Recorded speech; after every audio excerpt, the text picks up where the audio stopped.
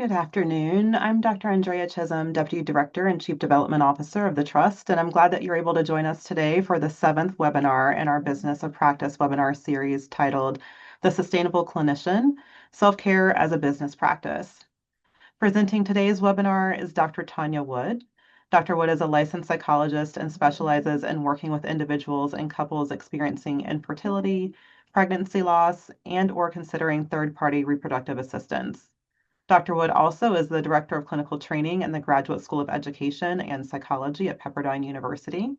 She is a past president of the California Psychological Association and a member of the Mental Health Professional Group of the American Society of Reproductive Medicine.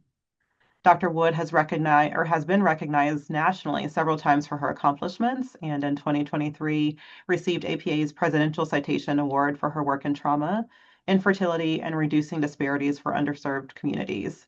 I hope everyone learns a lot over the next hour and a half. Please join me in welcoming Dr. Tanya Wood.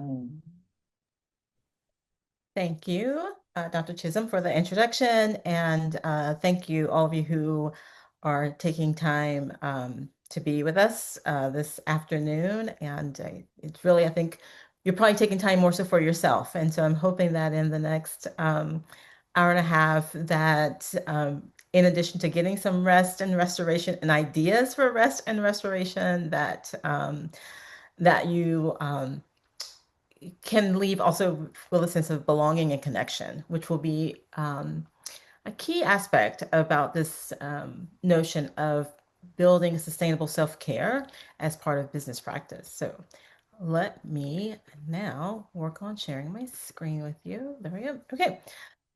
So the sustainable clinician, self-care as a business practice. And well, let me actually go through some of the requirements first. So disclosure, there's no commercial support for this presentation and nothing that should represent any type of conflict of interest.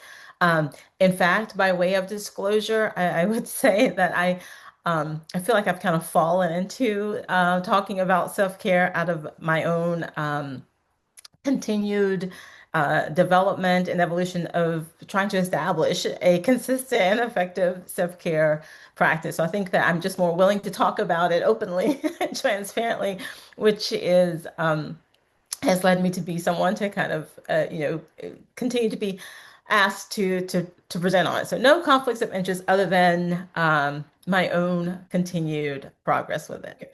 So a couple of about 3 learning objectives. And so in the interest of time, I'm going to pass by those since we've already encountered some technical difficulties. But I do want to still start with a little bit of introduction about myself and kind of give you a little position of me and who I am as a way of kind of starting this conversation about sustaining, self-care within clinical practice, but also by recognizing, acknowledging all the identities and diverse identities that we bring with us to our work. So these are, I guess, the most prominent ways I think about myself and ideas and identities that I have. Identify as a Black, African-American, female. I intentionally use those 2 terms interchangeably. I am cisgendered, heterosexual, and I am married to another psychologist, by the way. So that might be important information to share as well. I am a mother. More specifically, my son is into bowling. I'm a bowling mom. I'm also a room parent for his classroom, and I'm a friend with many other moms. And then I also have other family roles. I'm a wife, I'm a sister, I'm a daughter, I'm an auntie. I live in Los Angeles, California, and I was raised as a Baptist, a Southern Baptist. However, I identify as a Unitarian Universalist. And I mentioned this in terms of, again, connection to community and how that taps into my social and spiritual life, but also its relevance professionally. I am in independent practice as well as working at a university. As mentioned by Dr. Chisholm in my introduction, I am on faculty at Pepperdine University, which is a Christian university. So I have this academic appointment at a Christian university. And in addition to that, independent practice. And again, I mention all of this because those become important aspects of um, things I have to navigate in my work. And lastly, I will add that I am in perimenopausal stage of life, as well as I have ADHD. So that, again, in full transparency and disclosure, that brings up all the things that I am navigating. Independent practice is one of these many, many bullets. And if I had maybe more visual instead of a list, we would see all the sort of interchanging, interlocking circles where all of those things come into play. And so navigating that, I just want to start from a place of honesty and transparency about what it means and probably why I'm continue to be on this path and evolution of self-care. And it's kind of this, right? I've used this quote before in previous talks. I told the doctor I was overtired, anxiety ridden, compulsively active, constantly depressed with recurrent fits of paranoia. Turns out I'm normal.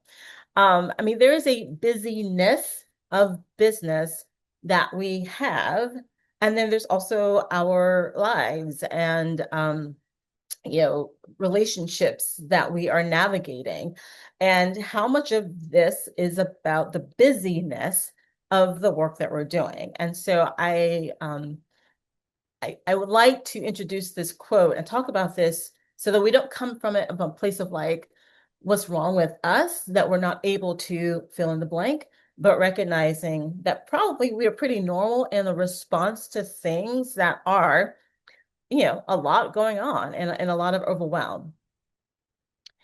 So burnout, unfortunately, is pretty common amongst healthcare professionals. Um, about half of physicians display burnout symptoms, with about 43% of mental health professionals reporting burnout, about a third of nurses, and those rates are increasing each year. And there does seem to be, while some of the literature about gender differences is a bit inconclusive, women do seem to be at greater risk of experiencing or reporting symptoms of burnout. And and there are other individual factors that also come into play, particularly for mental health professionals. Things like years of experience. So for clinicians who maybe are newer into the field, with less years of experience, who also may be a little bit younger, um, tend to have or maybe be more vulnerable for burnout. And part of that we're going to talk about in a few slides later is just if we think about the business of practice, and I know that from looking at the topics that you've had in this wonderful series, like all of those things, documenting, billing, marketing, developing a niche, feeling confident, are so much more present as at the start of a practice. And so those are going to be also the aspects that maybe make people more vulnerable for burnout at that stage of their career. The other individual factor is the level of involvement and maybe potentially being over-involved in clinical problems or client problems. So there are some individual factors that we can kind of attend to as well to think about when we think about what are our own risk factors for burnout. And I think one of the main risk factors that we have is the definition itself, that burnout occurs in contexts that require a large amount of personal involvement and empathy, especially among us that are dedicated and committed. Like this is essentially, quintessentially, the tasks of being a mental health provider, of being a psychologist, of being a clinician. So the very task of our job lends itself to the context and situations in which burnout is probably going to occur. And so I want to bring this up and kind of highlight this, and I've put in bold the words dedicated and committed to suggest that this is it's not all bad, right? The things that make us vulnerable for this are the things that make us good clinicians and good therapists and good professionals, good psychologists. But it is also a risk variable as well. And so I think I just want to kind of like, again, normalize that it's about the busyness of it, but it's also part and parcel of who we are as people. And that is why some of the strategies we talk about later on become so important and crucial. So the business of practice, and again, many of you may have participated in the entire series and been able to get some great information about the business part of it. And I remember when I was first thinking about starting a private practice, because in my academic program for my doctoral degree, we didn't have a course on business and business planning.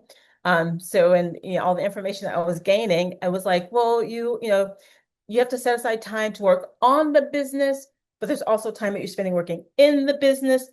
But I think the piece that we don't talk about is that you are the business. When we're talking about psychology and mental health services, like we are the tool that we're using. And so I think to set the foundation of like self-care is definitely critical in that the business part, because we are the business. And so can think about the tools about working on the business, but working in the business. But what about the things that we do for ourselves in navigating that? And some of this I feel like be may not be new to folks. I think that a lot of times when we have these conversations about self-care and burnout, they seem sort of, very similar and repetitive about the indicators. I do think, it's important to kind of remind ourselves of what the potential clinical implications are, because I don't know that we are always the best at assessing our competence.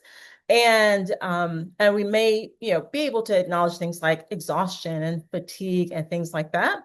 But some of the specific clinical aspects of burnout that I want to highlight that comes from the study that was done in 2015 is, reduced empathy. So experiencing a diminished capacity of being able to understand and empathize with our clients, and potentially even having a different kind of emotional response to them in session. Difficulty building therapeutic alliances. So again, that the burnout and the diminished capacity for forming relationships, building relationships, establishing rapport with clients, increased frequency of mistakes. And those might be um, technical mistakes, you're writing down an appointment time in a different, at the different time, misplacing things.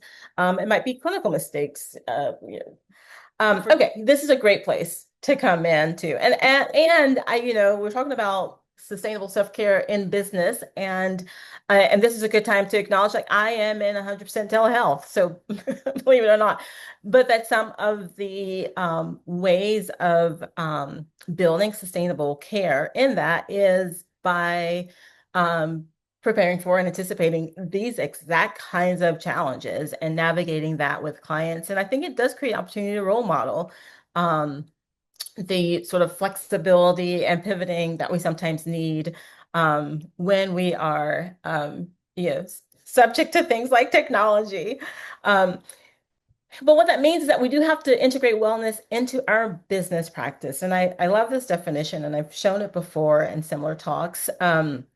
That came about really more from physicians, and there are other disciplines that have probably done a better job. I should say better. They've looked at this in different ways, and that I love this quote that in considering the impact of burnout on physicians, that the conclusions was that only a holistic definition of wellness can adequately improve medical practice. And by holistic, it was looking at everything, not just the, you know, ability to take long baths and go for walks and get plenty of sleep and eat all your veggies, but really all the things that make us well. And that anything less will really kind of continue to perpetuate all the organizational, cultural, policy things under which we are actually often asked to kind of deny or minimize our own wellness in favor of providing consistently compassionate and competent patient care. And that is neither beneficial or efficient for us as providers or for our clients. And if we think back to the slide that I showed with all of the different settings that I interact with, I am on faculty at a Christian university academic setting. And what does that mean in terms of the expectations and culture and climate, especially currently in our social political climate? What does that mean? Um, what does it mean to be an independent practice? What does it mean to be in Los Angeles? And that there are larger things beyond us that also are contexts in which we have to do the work. And sometimes those settings ask us to kind of not acknowledge what's going on, and that only a holistic definition will really help us be as effective as possible.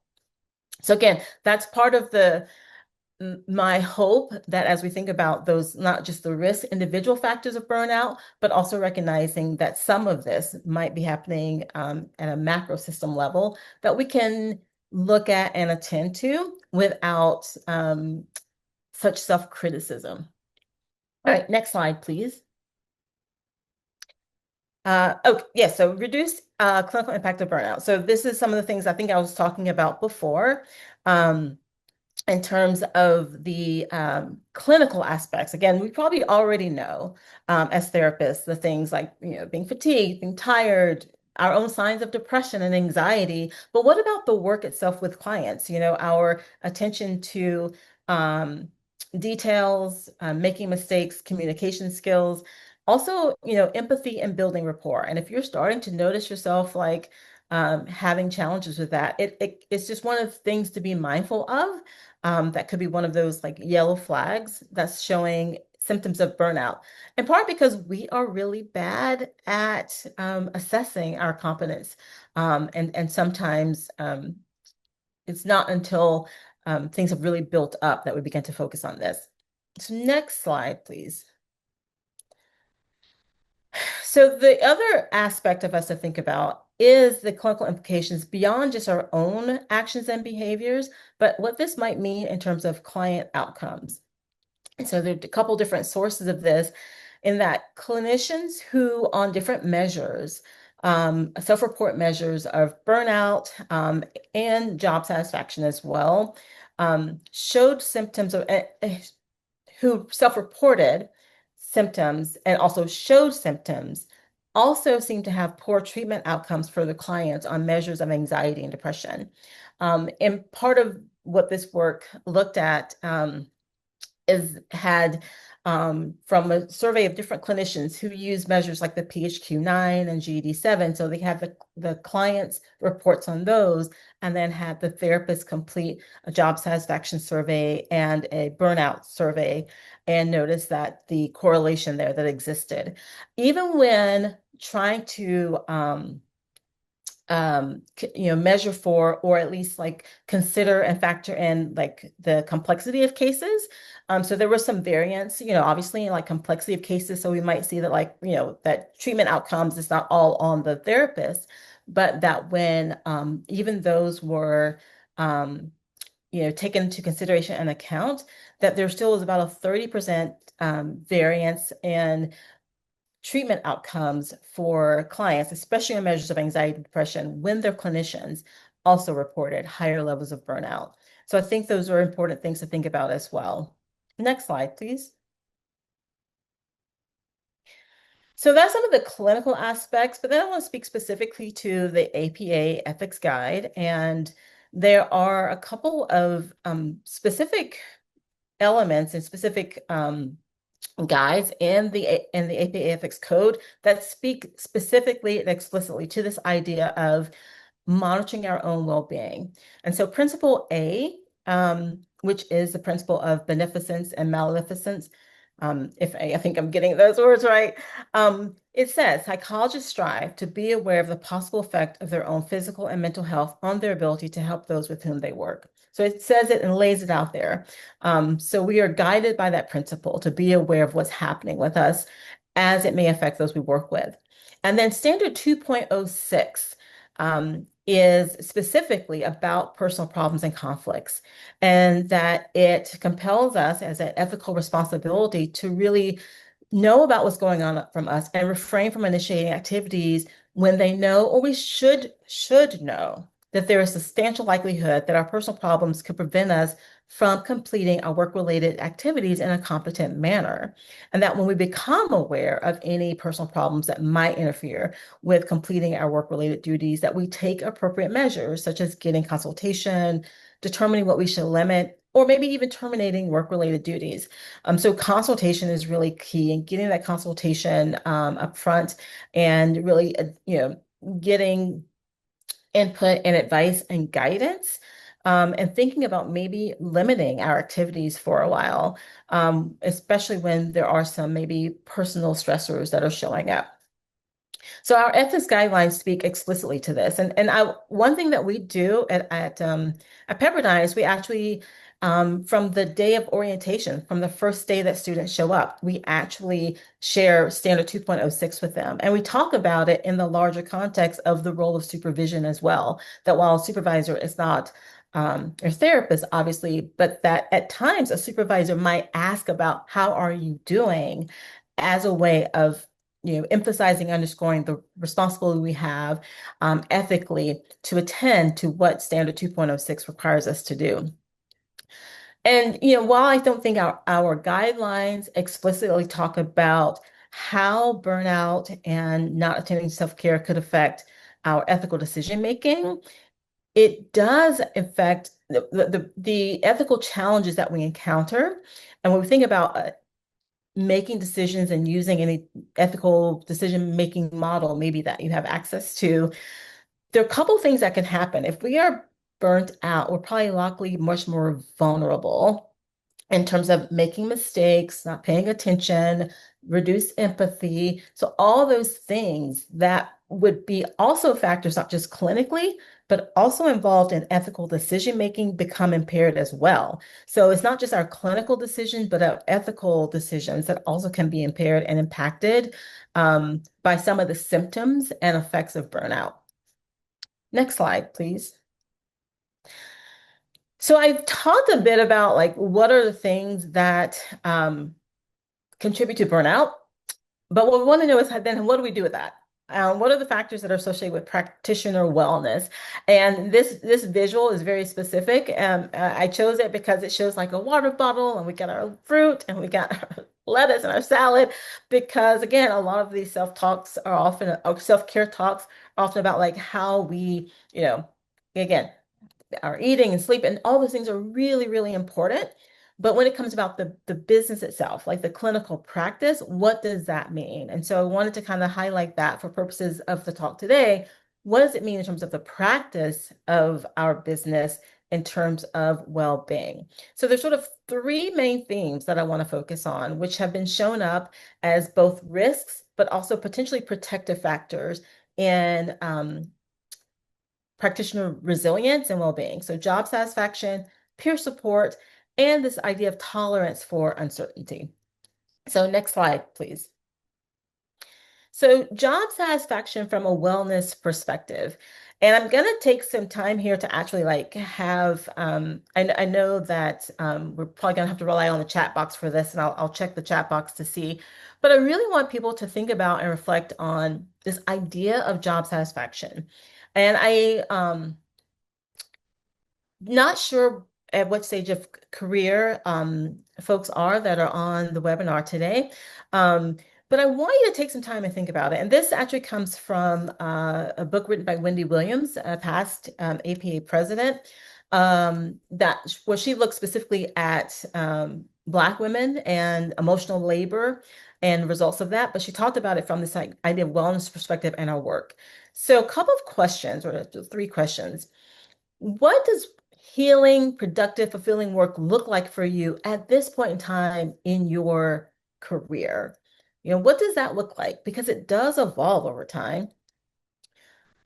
The second question is, what are the material and psychic conditions you need to work and live well? And then the last one is, how can you harness refusal, or in this case, self-care practices that protect your energy and peace of mind while taking ownership of your labor? So, and really the first two are the ones I want us to think about. And as people are comfortable, if you can think about it, if you don't want to type into the chat, but at least take, 30 seconds or so to just think about what does that look like for you at this time in your career? productive, fulfilling work.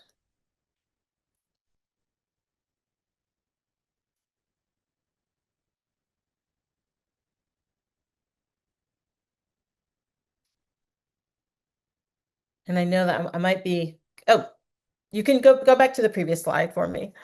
Thank you. I paused to give people some time to kind of reflect on that. Um, and then I think the second is then what do you need to actually do that? What do you actually need to work and live well? And so I at this point I can do some of my own personal sharing with you in terms of answering both of those questions. At this point, I guess I probably like late career. I've been doing this for about 20 plus years. Um, and when I started, I initially started out as a school psychologist many, many years ago. I always thought that I would always work with children and adolescents. I love community mental health. I was always enjoyed being out in the community providing work. And at that time in my professional personal life, that was very important. But then with age and developing my own family, and as you saw from my introduction, I am um, a mother, a wife, a daughter, um, and even in my own path towards parenthood, there's different aspects of my career that now heals and feels healing and productive and fulfilling in a very different kind of way than when I started. And I need different kind of started. I did not have a partner. Um, I did not live in Los Angeles. I lived in a different part of the country. And it was 20 plus years ago before we were beholden to internet and laptops and technology. Um, I had different kind of conditions that I needed to work and live well. And so those are things that now I have to be, intentional about in a different kind of way than I did 15, 20 years ago. And I don't think we always give ourselves permission to have that ebb and flow. And I don't think we think about it in terms of job satisfaction. And again, what that might mean. In Dr. Williams' book, she talks about this in the term of like refusal as a way of engaging in self-care practices because we want to take ownership of that emotional labor that we engage in. But part of it is first giving ourselves permission to ask for what we need in these settings, but also know what it is that we need at this point in time in our careers um, to feel fulfilled and increase job satisfaction. Next slide, please. And I'm going to pause and check in. Speaking of psychic and material conditions, I think this is working. We have not lost connection. I am like still on alert with another laptop close by, just in case. But I think we're on track now. Um, the second thing, which you all have been for me in this hour, is a peer support. And this is actually, I think, a seminal article that I don't know gets quite enough attention that was written by Brad Johnson and some of his colleagues in 2012 that really talks about this idea of competence constellations. And this is defined as a network or consortium of individual colleagues, consultation groups, supervisors, professional association that is deliberately constructed to ensure ongoing multi-source enhancement and assessment of competence. So it is this idea that we are intentional and deliberate in building out support system networks. And an aspect of this, I think that on the one hand, it's like, well, of course, that makes sense that we would have like supervision groups and consultation groups.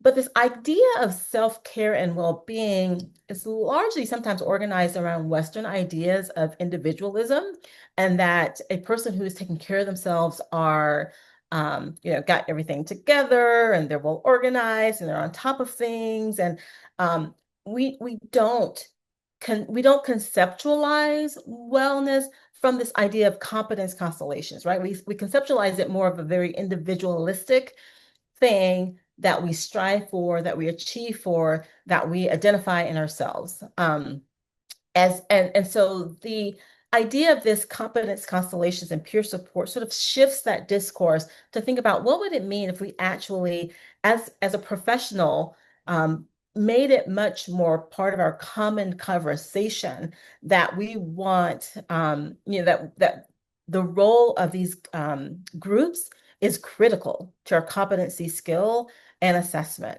And on the next slide, hopefully on the next slide, there's a chart that shows this. Yes, perfect. So I want you, again, I'm going to sort of take a, I know that your chat is, I think, disabled, it says. So you may not be able to share your own thoughts, but for yourself, think about what this will look like. And so the constellation is sort of these embedded circles, and it starts with us as the individual and the kind of inner core, those that we are maybe most in contact with, mentors, colleagues that we see frequently, weekly. And those may be the ones that provide kind of highest levels of emotional support and highest levels of like intimacy and reciprocity. They may know the most about us. They know what's going on. They know our kid has a football game or what's happening with school, but they know the most about us. And then we have a collegial community that maybe is much more distal to us, but also is composed of these caring colleagues. So maybe the people that we see at faculty meetings, or at conferences or at conventions, and we do gain mutual support for sustained competence from these groups. And then there may be these tertiary folks that we, are much more professional, maybe they're lower levels of intimacy and reciprocity, but they are still there and important for us. And then we have the larger overarching culture as well, that we are, existing in. So can we go back to the slide that has the diagram of the different embedded constellations? Next. Yeah, perfect.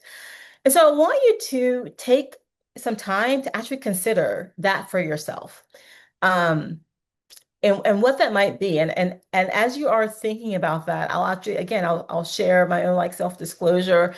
The many several years ago, or probably about 10 years ago now, 10, maybe even 12 years ago, I was sitting at a workshop and on this topic, and we were asked to think about our inner core.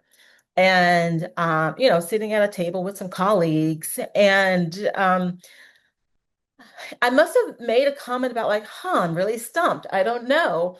And the person sitting next to me literally like nudged me with their elbow. I was like, what do you mean?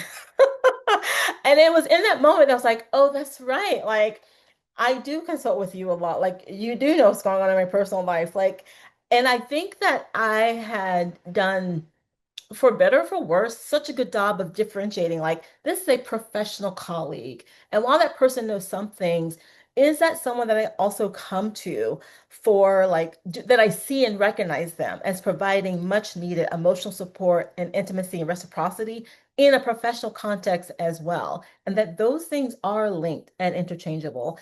And so I share that because there may be people in your inner core, or even in your community, that you don't recognize as people as sources of support for your network. So I really want you to maybe from today or even over the next week or so, think about that as you're interacting with folks. Like, wait a minute, maybe that is someone that I have access to in a way that I didn't think about before.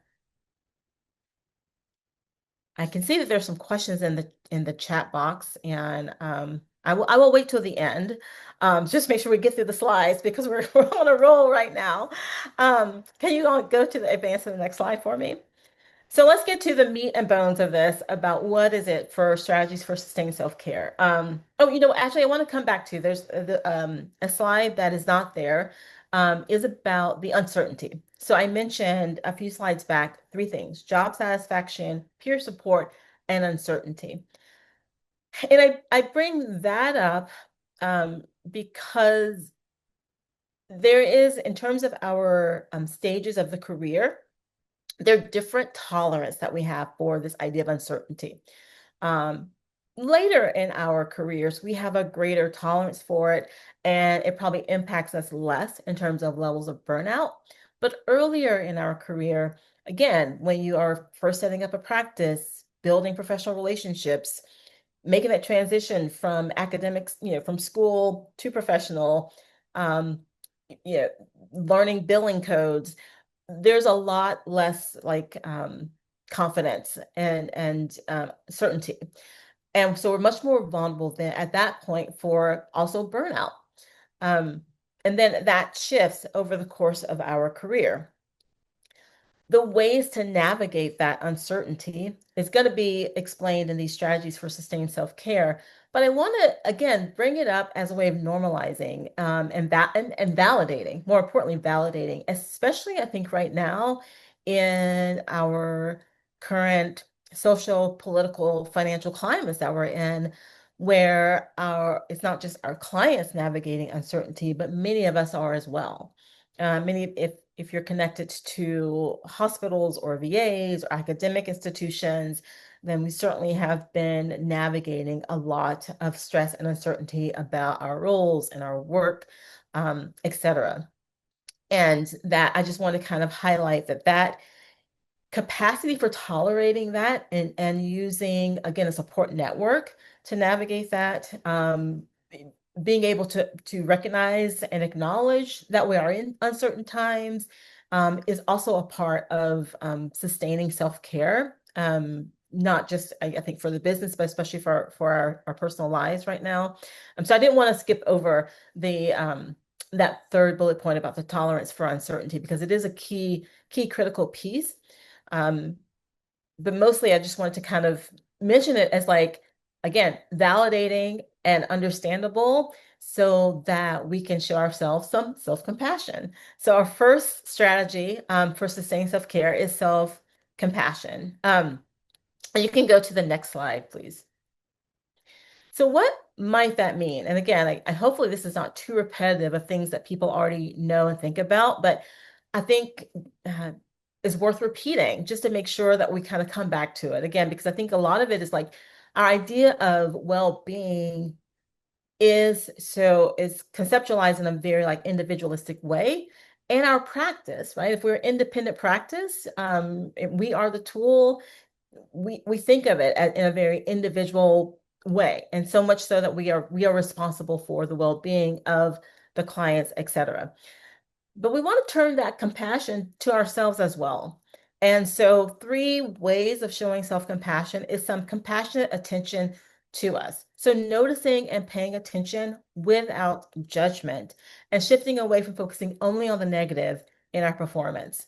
So, if you have that time where you've written the client's appointment down at 4 and it was supposed to be at 3, um, that we don't focus only on like that one thing all week as an indicator of all the wrongs that we've done in our practice, but just notice and pay attention. Like, oh wait, when I start making mistakes like that, that is a sign that I am juggling too much and I've got too much on my plate, or I need to slow down.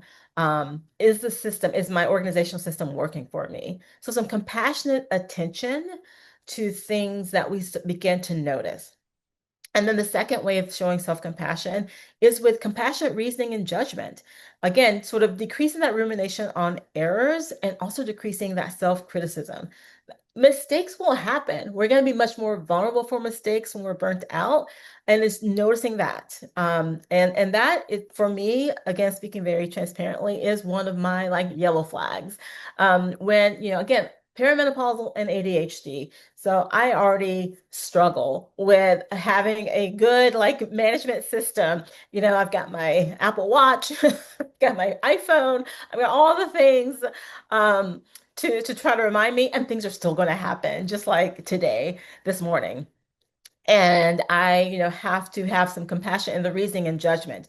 And sometimes that is like, oh, that's right. The reason that you wrote that appointment down is because, or wrong is because at the time that you were doing that, you went from seeing that client directly into the next activity and task because you had 4 appointments booked back to back. And how many times have I told myself, like, I probably should give myself more breaks throughout the day so that I can attend to some of the logistics of my business. So decreasing the self-criticism and just, again, engaging in very compassionate reasoning and judgment about noticing what's happening and what kind of strategies can help maybe prevent or lessen the frequency of those kind of mistakes. And then thirdly, compassionate actions. And so in my practice, I use a lot of acceptance and commitment therapy, which is a values-based approach. And so one way of showing compassion to yourself is through values-driven actions. And so if we're thinking about like, how do I want to show up as a therapist today? How do I want to show up as a clinician? How do I want to show up as a business person? And what does that look like? And so what kind of action can be connected to that? And so if I write an appointment at 4 and I'm supposed to be at 3 and I miss the client, and if my value is more is trying to sort of authenticity, then just kind of owning that with my client and saying like I really apologize. And in the same way that if clients miss an appointment or don't cancel within 24 hours, I'm going to offer you a complimentary session just because I value your time as well. So engaging in an action like that just shows self-compassion for you. I'm not saying that everyone has to offer a free session or complimentary session for a client. Um, but I just kind of use that as an example of connecting whatever action we have to our values and using the wisdom of who we are as people and individuals to set limits and alleviate the distress. You know, I have to literally like take my calendar out, print it. I have to print it and block out and say like just do not schedule anyone at this time, because I am pulled for a desire of helping people and responding and saying yes. But I also know like if I have more than X number of clients in a week, I'm going to probably be more prone to make more errors. And if I actually do it at this hour of the day, when I know I'm tired, when I know my tank is empty, I'm gonna be more prone for error. So I actually have to like physically block it out so that when I'm like making appointments, I look at that and say like, yeah, just don't do it. So using the wisdom that you know about yourself, you know yourself better than anyone else, and use that to set limits and alleviate the distress that we sometimes can experience. Next slide, please. So this is a big one. This is so the self-awareness. And I some of this I've talked about before in other presentations. So these 10 ideas and strategies um, come from a book that's not necessarily about self-care. Well, it's about self-care. Um, it's not specific to psychologists, but it actually is a book about realizing that there are only certain number of hours in the day, and there's only a certain number of hours in our life. And part of the stress and anxiety and tension that we feel is working from a place of thinking that we have infinite time and that we have enough time to get it all done. And we don't. We don't. There's a lot of things going on. And so these 10 like tools, and I put them under self-awareness because I do think a large part of it is like recognizing what works for you and what doesn't, but also giving yourself permission to kind of identify within these sort of 10 strategies what that might be for you, are ways to kind of really just acknowledge and embrace and say like, yeah, time is not infinite. And there are decisions that we have to make that can be more reassuring and help us feel less stress and reduce the likeliness of burnout. So the first one is adopt a fixed volume approach to productivity. There is only so much that we can get done. Um, Again, you saw at the very start of the webinar today, my list of all the things that I'm involved in and what I'm doing. And private practice is a very important part of my work, and I love the work that I do. But I also do teach, and I'm on faculty at Pepperdine. And through the years, I have now determined I have a finite number of, I have a sort of a sweet spot of the number of clients I can see each week, in which I am not too tired or too exhausted, but I also feel like I am engaged in my clinical practice. And so I have a very fixed volume approach. And so each week look and see like, am I approaching that or not? In addition to crossing out the times I cannot see client, I highlight the open spaces I do have to see clients. And because again, I'm not 100% always sticking to that. I actually have another system built into my EMR um, tool that I use. So in my um, office management service that I use, I use a program that bills based on the number of clients. And so I'm being very intentional on not naming any specific EMR practices, since I said there is no, there's no financial benefit to any of this, and there isn't. So I don't want to seem to endorse one or another. But the office management system that I use, my EMR, where it includes my telehealth sessions and my note taking and my billing, it bills by the number of clients. And I chose that intentionally as a way of keeping my numbers low, to be frank. And when I get too high, I get a little banner that says, "You have reached the max limits. To increase the number of clients, please adjust your billing." And and usually what has happened is that there are clients in there that I haven't closed or haven't archived, so it's not that, but it also is like another like built-in strategy in my practice that I have to say like, okay, yeah, like where am I in terms of number of clients on my caseload, open clients on my caseload, or some of these like ones I need to like close that are still open. Um, and also a reminder, I maybe am not in a position to take anymore. So adopt a fixed volume approach to productivity. Focus on one project at a time. I mentioned I have ADHD. This is not an easy task for me. So I have to like think about, and what I do it by day. Like today was my day for this webinar. And so I was like, I'm not scheduling anything before. I might schedule something a little bit later, but I needed to try to not have myself be too distracted by many things happening. So focusing on one project at a time. Embracing single purpose technology. This can be a little bit more difficult. Um, but actually, today is kind of a, a good, maybe bad example of that. I mentioned I have a second computer on alert here, that fortunately I haven't had to use. Um, that is actually a separate laptop that I have for a separate organization that I work for. And I do limit the use of that computer just for that organization. And I have found that it helps so that I don't get this, I don't like look at like, oh, maybe I can go check this email, so that when I'm on that laptop, I'm using that device, I know that it is just for the work of this organization, this company, this practice. Um, that may seem extreme, but again, I am prone to distraction. And so I like that the setting that I provide for myself and that particular like device speaks to just that company. And I think I'm able to kind of be much more efficient with it because I know that when I open up that one, that's what that is for. And it can serve as a backup if if I need a technical assist. Um, Something else that is recommended in these strategies is acting immediately on those generosity impulses. And this is something, again, I don't know that we always think about doing especially from a strength-based perspective, but there's a lot more that we get from being generous. And it's probably part of why we're in this work. And so if there's something that, like, especially at this time of the year, um, if you're in the store and you're like, you know what, maybe I could buy a box of candy for the mailman, go ahead and do that. Act on it because that probably will bring some sense of fulfillment to you that would be seemingly like a small gesture, but something that actually might kind of fill your tank a little bit. And I think the reason why it's like immediately act on it is because we probably are like, oh yeah, that's a good idea. Let me write that down to think about next year.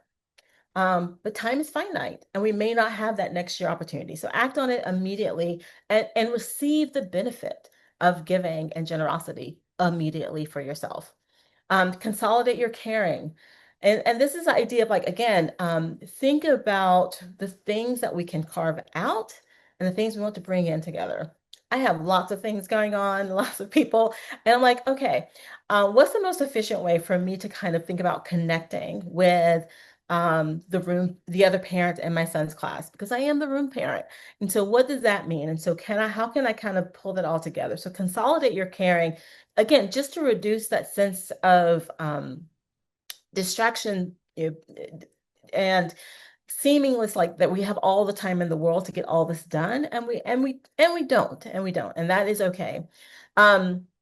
The other recommendation is finding novelty in the mundane. There are a lot of things that we do: writing notes, taking notes, scheduling. And again, for me, those are the things that I kind of put last because they are mundane. So what can I do differently and find novelty in it that can help reduce that, so that I can get it done much more quickly and efficiently? Um, the next one, be a researcher in relationships. Again, this is part and parcel of what we do. Be curious about folks. If you're finding yourself having difficulty um, building empathy or feeling empathy, establishing rapport, then approach it from the sense of like curiosity and questioning. Again, it's we come at this because that's our skill set, but it also can be the thing that puts us at risk. But if we are a researcher relationship, and not maybe not just even professional relationships, but personal ones too, that maybe can just open up a little bit of space for us that reduces the impact of the clinical load on us, but also can make it, again, something that maybe has felt mundane, but if we're approaching it from a different way, we're like researching, like, let me just approach this from a place of curiosity as opposed to feeling I have to know. I think that can be protective for us as well. And then the last three. I know these 10 are like a long list, but I feel like they're unique and different, and a different way of thinking about this idea of like self-awareness and self-care. So hopefully you're bearing with me as I go through this list. Um, Decide in advance what to fail at. Now, this may be a difficult one to think about. Again, if time is finite, and we only have a certain number of hours in the day and a certain number of hours in our life, and we will not get it all right, and we will not do all of it well. And this is not saying prepare to fail, but deciding in advance. And I, again, like there are days that I know I can lean in 100% on being a parent, and there are days that I know I'm only going to be able to lean in maybe 20%. And that doesn't mean I'm failing at it, but it means like that's not going to be the day that I'm going to try to like plan the party at the school and coordinate the carpool lane for other parents. I'm going to have to like lean in on other folks to maybe do that. And so decide in advance what will be the thing that you're going to do and do well, and the thing that may not go so well. And then the last two, and these come from kind of a strength-based and rest perspective. Focus on what you've already done. I mean, if you think about like all the things that you've already accomplished and tasks you've already completed, that would be a lot. And you're like, oh, wait a second. While I entered this thinking I've got this, and to do, I neglected what I had already done. And again, that just is a way of having compassion, self-compassion, and awareness. And it reminds us of like, oh yeah, that's also why I didn't get the other things done because there's only so many hours in the day. I actually did do something today. I did get a lot of work done. Um, and it is truly impossible to maybe get it all done. So focus on what you have done and practice doing nothing. It is okay. It is encouraged to rest. In the words of Wendy Williams, refuse some of those things that are going to actually deplete us. And so practice doing nothing. And I struggle with this because even if I'm saying like I'm not gonna do anything, but I'll have a piece of paper with me to write down stuff. It's like okay, I'm kind of still doing something. So really truly practice doing nothing. Take up a hobby or skill completely outside the realm that is brand new that you have to learn. Um, Baking bread, knitting, Legos, anything. Just practice so that you are engaging in something that really can be like fulfilling, rewarding, but also not depleting some of the cognitive and emotional load that we have um, as clinicians. And in the end, this will make us better clinicians. So I know I went through those and that was a lot, but hopefully it's a different way of thinking about this idea of practice and the business of practice and how to approach that from this way of like saying like, yeah, like the work has a start and stop point. And the sooner we recognize that and think about how we're going to navigate the stop and start parts of it can be a way of, again, integrating in some sustainable self-care strategies. All right, next slide, please. And I think I am coming up to close to the end, and then we'll have time. I see there's, I think, quite a few questions and or comments. So One of the other self-care strategies, in addition to like the 10 that we just talked about and self-compassion, the self-awareness, is acknowledging the common humanity that we are all in. You are not alone. We are not alone. And again, you all have done that well for me today. Um, Maybe an understanding. Maybe this will help someone else. So maybe if you find yourself in a position of doing a talk or presentation and the technology doesn't work, it's like, okay, yeah, this happens. You are not alone in that. And part of our own what we can receive from others is in sharing our story and our struggles and our strengths. And the large part of that comes about from peer consultation. And so that was why I spent so much time talking about the constellation and the competency constellations that we're aware of, and thinking about like that vulnerability piece, that the things that make us more likely to experience burnout, the dedication and commitment, the sense of having to kind of do it on our own, are also the things that probably would actually protect us from some of it if we leaned into it. And so, sharing your story, sharing your struggles, recognizing there's a common humanity to all of this, and reaching out for peer consultation can go a long way with that. And so, that's kind of how you've seen me do that throughout the entire presentation, and trying to illustrate through my own voice and words and experiences how I've um, hopefully continuing to build in some effective self-care strategies. Um, can you advance to the next slide for me, please? Okay, yeah, I thought that was the last slide. Um, and these are the some of the citations. I think there's a couple pages.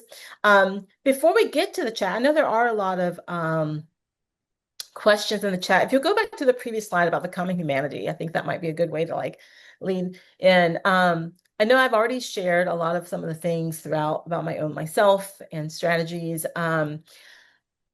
I think as it relates to the business, I shared my EMR system and it giving me an alert. Um, I've also just had to think about what that means. Back to that idea about what do I need materially and psychically to do my work well, and what does that mean in terms of structure of my day and communication with my family. We have a family meeting once a week. Much to my son's chagrin. He's 13.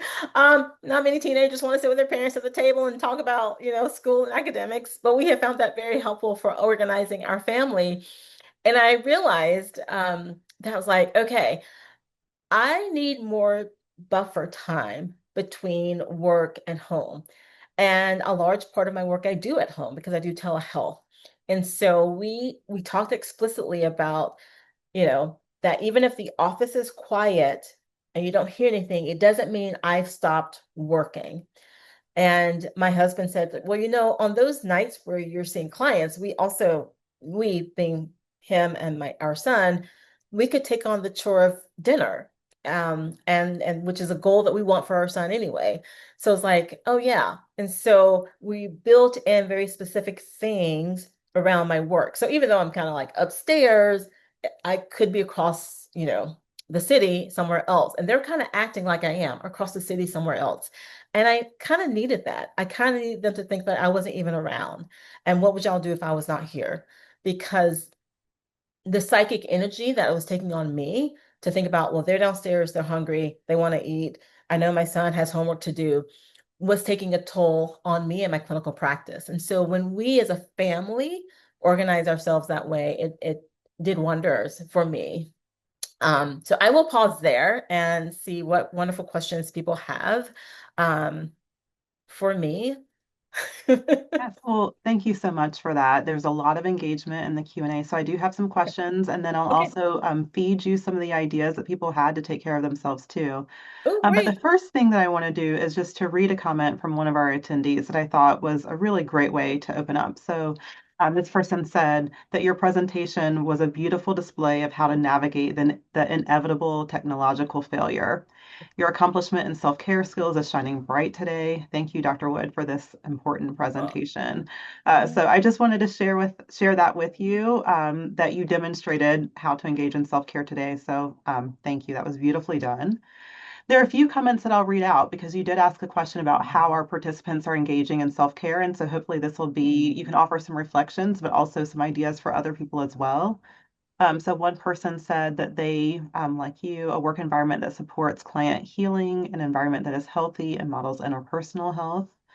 Another said that they engage in training in new areas. Um, let's see. Can I add Yeah, is it okay if I pause there? yeah, So absolutely. the adding in a new area, and that was I think one thing that I kind of skipped over was that idea about developing a niche and clinical expertise, Mhm, especially mhm. as it relates to job satisfaction and feeling fulfilled.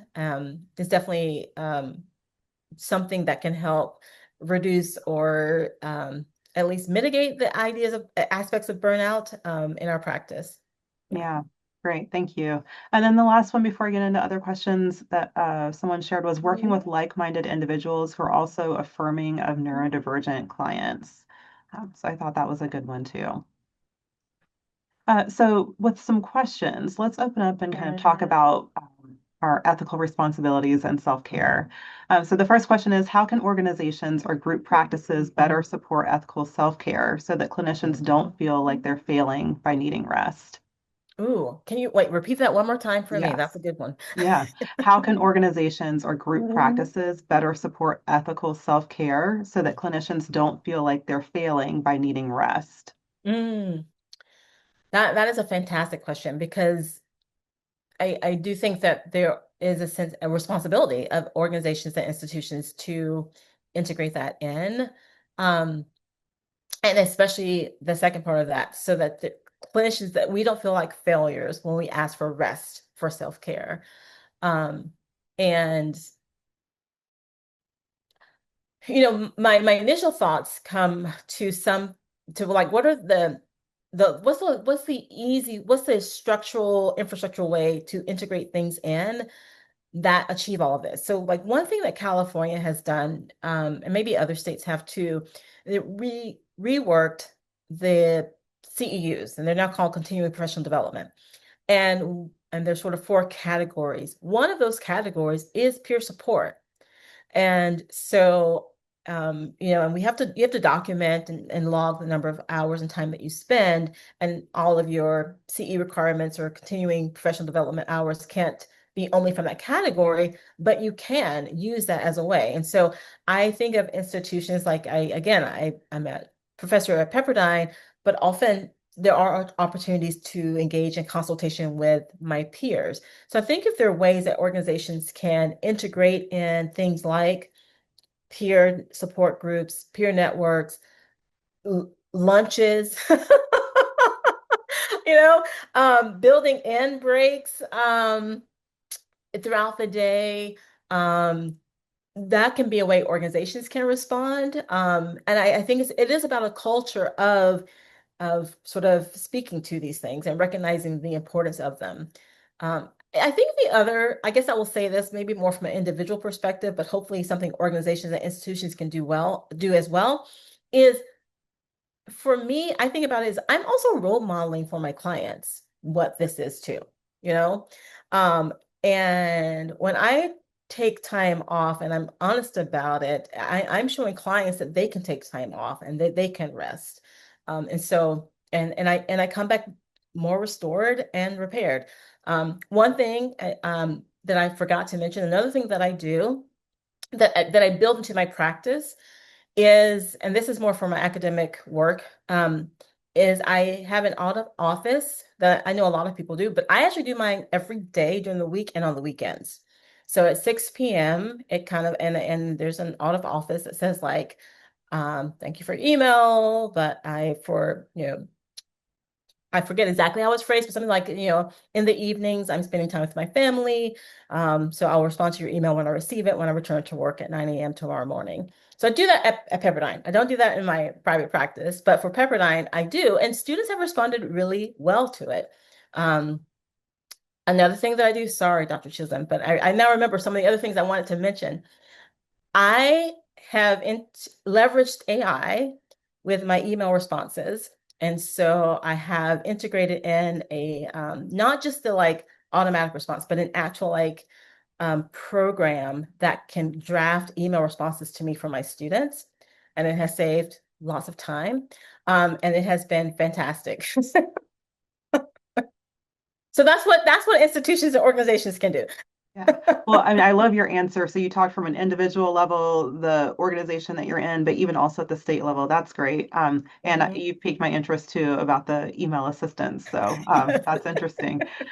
The next question, when does my own level of distress become an ethical issue requiring action, such as reduced caseload or consultation? That's a great question. I part of me wants to say at not at any level does it require action. I think at any level it requires a reflection and maybe a consultation. And that is why the peer connections and networks I think are so important and recognizing that inner core and those that are closer to you. So that when I'm going to use the example of like, scheduling a client on a different day or missing an appointment so that if something like that happens, because it does happen, that you have somebody more immediately to talk to about it. Um, it's because I know for myself when I make those kind of missteps, I feel a lot of distress, and I have my list of people I can consult with, and usually they just talk me off the ledge and they're like, oh yeah, yeah, that's not as bad as you think in your head. That or that, like that's usually the response. Like that is not as bad as you think. So I would say like any level of distress, if you notice it, I would say the first thing is to not sit with it in by yourself and to identify who that is that you can consult with and then get a sense of like, is this reflective of an ongoing longer thing that needs a different kind of level of intervention, whether that's rest or consultation or psychotherapy or um but I would say any sense of a question, just like the first step is always like consult, find someone who you are that you feel you have a sense of reciprocity and intimacy. I think both of those together are important, so that there's no sense of judgment that comes about from it as well.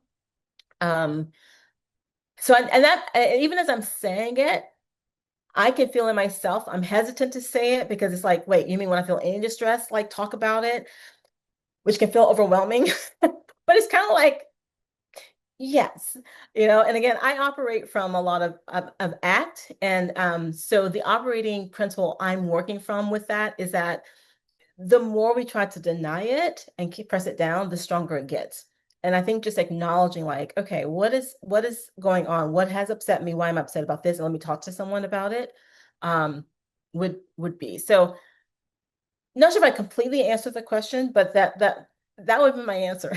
Oh, I think you did. Part of what you were talking about is just monitoring your internal awareness. So I think that's a Yes, great thing to remember ourselves as clinicians.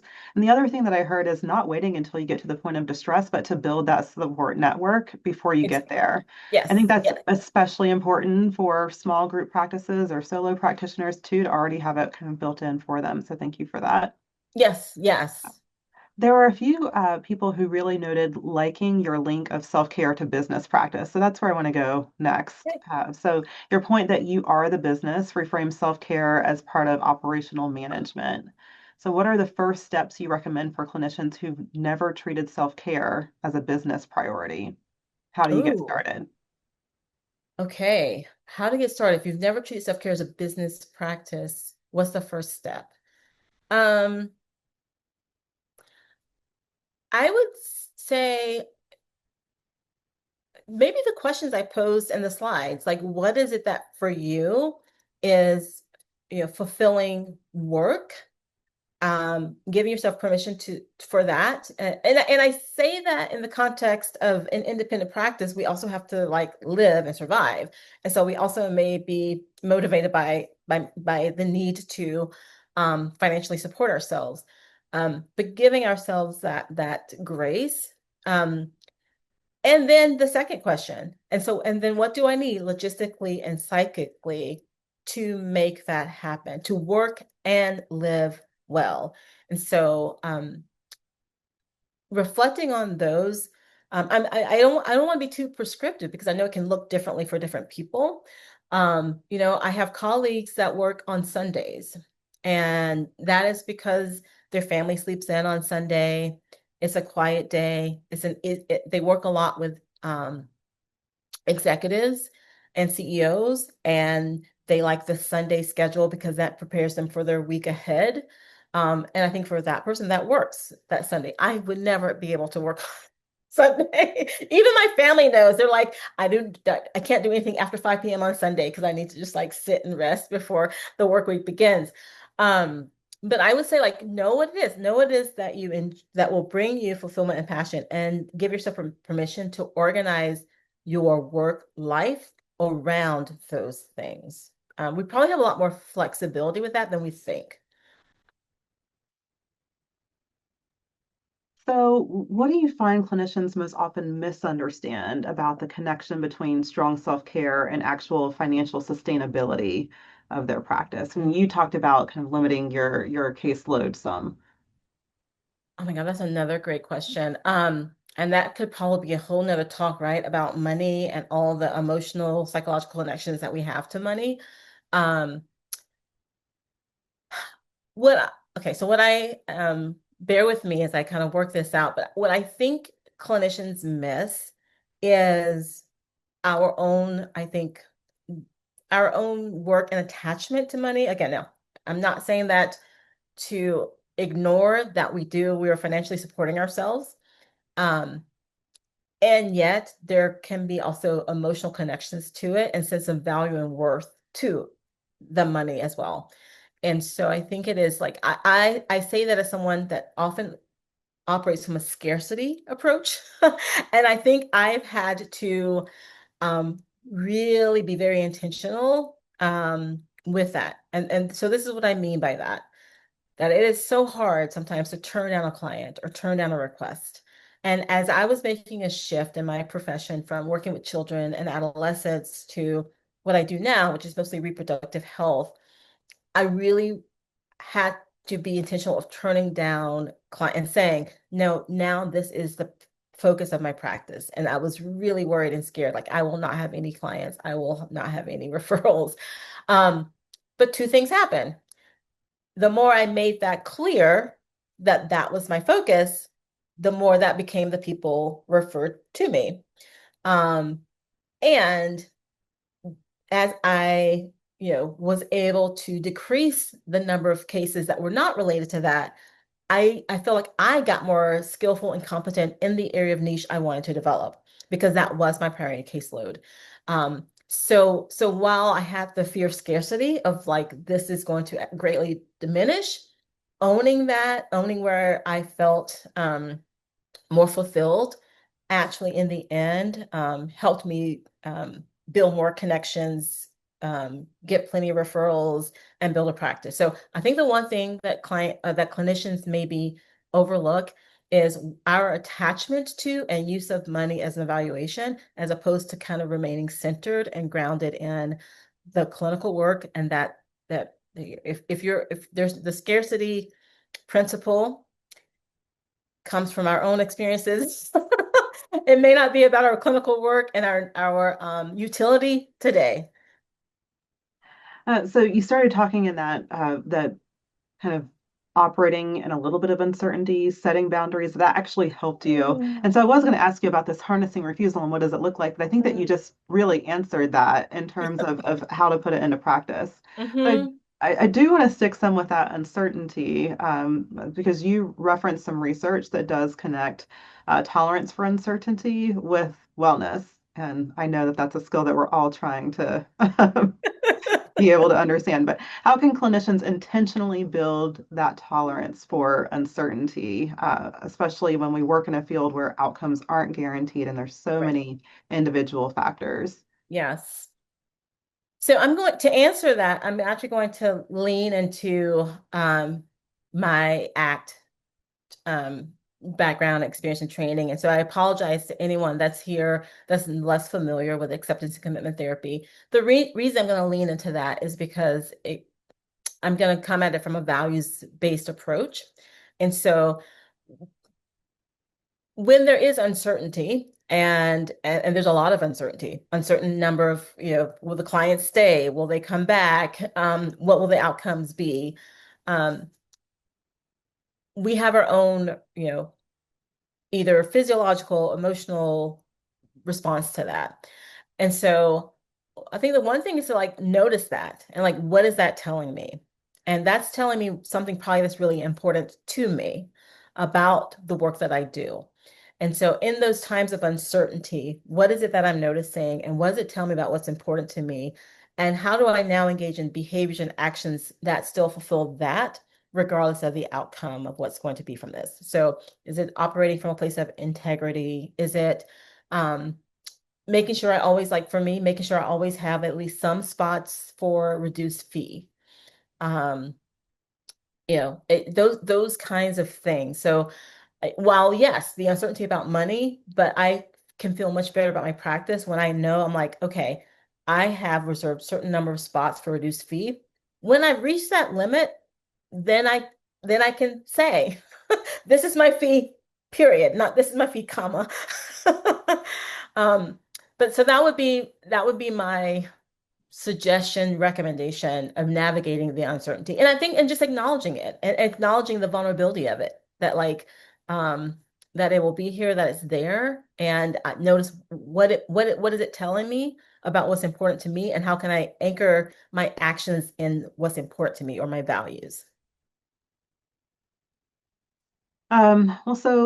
Let's kind of end with some questions on maybe physical well-being and habits. And so, what micro practices do you recommend using between sessions that actually help? There was a comment from one of our attendees that's what I do for self-care, scheduled 15 minutes between therapy clients rather than back-to-back work. Are there other things that you would recommend to be able to do, just quick things that we could integrate into our practice? Absolutely. I in fact I have like some water here. I haven't drank from it, but I think standing up, sitting down, so some movement, some sort of physical movement, um, water, because I do think part of the self-care is attending to all aspects of ourself, you know. So what do you do in those 15-minute breaks? For me, I try to make sure if I can do the note, because if I don't, then they get back up. But I feel like it's also, for me at least, I need that shift. I need that time to shift. So um step up and get away from the computer for me because I'm sitting at a computer. Take a drink of water. I actually also have a quote that I have that I keep in my next to me that I also look at. And it's basically kind of just a quick, like, not really a meditation because it's not that, but just a saying about showing up and being present for the next person that I'm about to see. And so I read that to myself and sit with it for about 30 seconds before going into the next session. So that's a little like micro practice. So maybe a quick saying or meditation, a drink of water, any kind of physical motion, a bio break, etc. That's helpful. This 15 minutes can be so precious, especially if you happen to run over session. And so, Hmm. um, what do you recommend for clinicians who are struggling to really keep that 45-minute hour and to have those precious 15 minutes to go to the bathroom, stand up, write a note, eat? Yes. Yeah. I'll tell you what I do because I have that problem is I start broadcasting to the client. And honestly, I broadcast it to myself. I just will say, okay, I know in the next 10 minutes that we have, I want to do this. And we have about 2 more minutes left. And people may already do that. I do that again, not only it seemingly is for the purposes of the client, but really is for me to remind myself, you've got about 15 more minutes. You've got a minute. And the reason I say I do that for myself is because what I noticed, it was hard for me to kind of interrupt the client or break them off. And I wanted to kind of, for me, find a way to say, like, okay, I need to end the session now in a respectful way that is consistent with how I want to show up as a therapist. So that's one thing I do. Uh, I thought booking people back to back would solve the problem, and it doesn't. It does not. Uh, and then we have time for one more. So our last question, how do I prevent empathic strain or vicarious trauma from building up over time? Oh my gosh, that is a great one too. I feel like it might sound like a broken record here, but again, I think that peer support, peer consultation network, especially maybe with colleagues in different areas than you. So a lot of my work right now is reproductive health and infertility. So a lot of my colleagues are in that field, but I also have colleagues that do a lot of other things. So that in consultations, I'm hearing about their practice and I think it reduced some of the cognitive and emotional load about the industry I'm in right now. Um, so so yes, I would say peer consultation, engaging in other activities that you enjoy that are non-work related um, would also help. And our own like consultation around our cases as well. Like I can't repeat that enough.